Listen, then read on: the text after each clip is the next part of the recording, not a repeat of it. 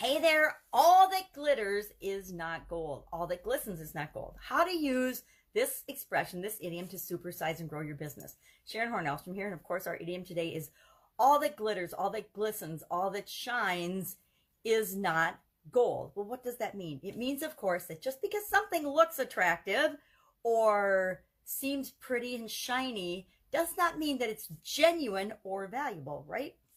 So what are some examples of this? Say you want to move to Hollywood and your friend says, yeah, Hollywood looks exciting and fun, but all that glistens is not gold.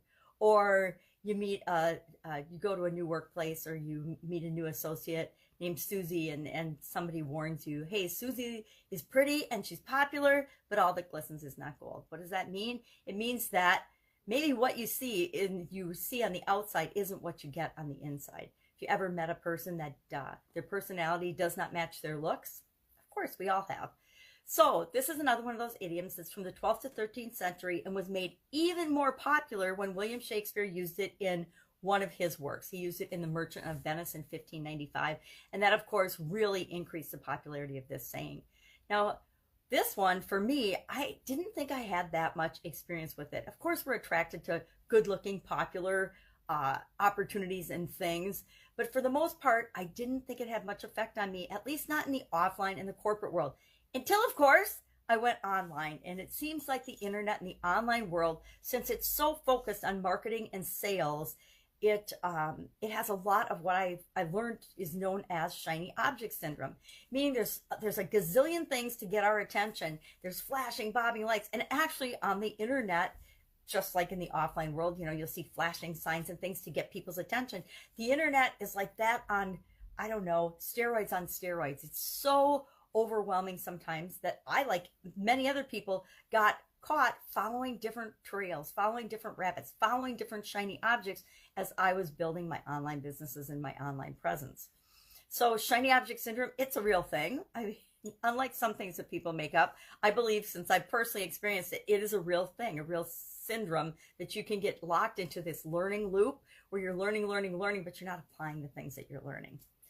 Caution to all business owners, because we have a shortage of time no matter what to begin with. So if we're chasing down rabbit holes or following shiny objects, it can take us off our course of what we're trying to create in the world. So sometimes things actually, believe it or not, at least in my experience, seem too good to be true. A once-in-a-lifetime opportunity. I have come to believe that there is no such thing as a once-in-a-lifetime opportunity. It's kind of like believing that there's only one true love for everybody and you have to find your soulmate in order to be happy. Those are ideas and beliefs that I actually held at one time that I got from other people. They weren't because I chose to believe those things. They were because I had learned them and seen them and experienced them and adopted them from my surroundings, from my culture, from the people that were around me, from, you know, all the fairy tales we grow up with. We believe that there's just one true love, our soulmate, and we have to find them or we're going to be unhappy forever. We have to take advantage of this once-in-a-lifetime opportunity or we're never going to have another opportunity. It's never going to come again for us. And the truth is, we are continuously surrounded by opportunities. Opportunities are infinite. They're everywhere. And when we're ready, we'll see those opportunities and we'll take advantage and we'll participate in those opportunities. Until then, we just need to remember that they're always out there. There is no such thing as, if you don't do this, you're going to die. It's a one-time life. It's in a lifetime opportunity. Ridiculous. So how do we do this? What do we do? How can we use this belief? Because a lot of people believe that there's a soulmate. There's one person for them. There is, you know, shiny objects and once-in-a-lifetime opportunities are for people. Well, if you're in the online world or in marketing or in sales, guess what? People are pitching you that all the time.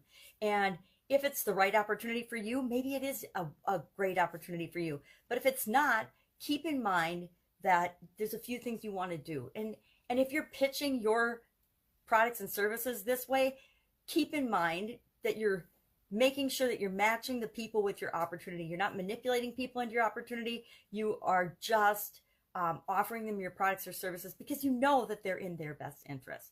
So how do we avoid using all that glistens is not gold to evil ways versus good ways? Why don't we do our own research. Why don't we think for ourselves? These are what I'm recommending. Do your homework, do your research, look into opportunities. Make sure that you're thinking for yourself and that you are getting the facts, not just people's opinions and thoughts on a matter, because you want to make your own choices that are in the best interest for your company, not other people's thinking that is the best interest for you. And then my other thing is I always, and I didn't used to do this, but I do now, is I consider my head, my heart, and my intuition, my gut, on every decision, every choice, every opportunity before I decide if I'm going to invest my time and energy or other resources into it or not, if it's right for my business or not. I ask myself, and if any one of those three areas has an off feeling or says no, then the answer to the opportunity or the shiny object or the thing in front of my face is an automatic no, no matter how attractive it looks, no matter if I can make $1 gazillion, if I can help a gazillion people, if it doesn't feel right to me in my mind, my thinking, my beliefs, my heart, my intuition, my gut, the answer is no. And whenever I follow these three guidelines, I always make the best choice for my business. And those were hard-fought lessons learned. And so I recommend you have your own set of, or your own process for looking at new things and looking at opportunities and presenting information to the people that you serve, and make sure that they're in alignment with what's important to you and the business that you're creating in the world. That's it. I'd love to know your experience with All That Glistens Is Not Gold. Have you gotten involved in an opportunity, a once-in-a-lifetime opportunity? I've taken advantage of a few once-in-a-lifetime opportunities that turned out to be scams. And that's what set me straight on there's no such thing as a once-in-a-lifetime opportunity. And as far as the one, well, I'm married and divorced, so I don't believe in there's the one true love for us. Or else I just haven't found it yet. Have an amazing day. I'll be with you tomorrow with another interesting idiom. What does it mean? Where does it come from? And how can you use it in your business right now? Take care.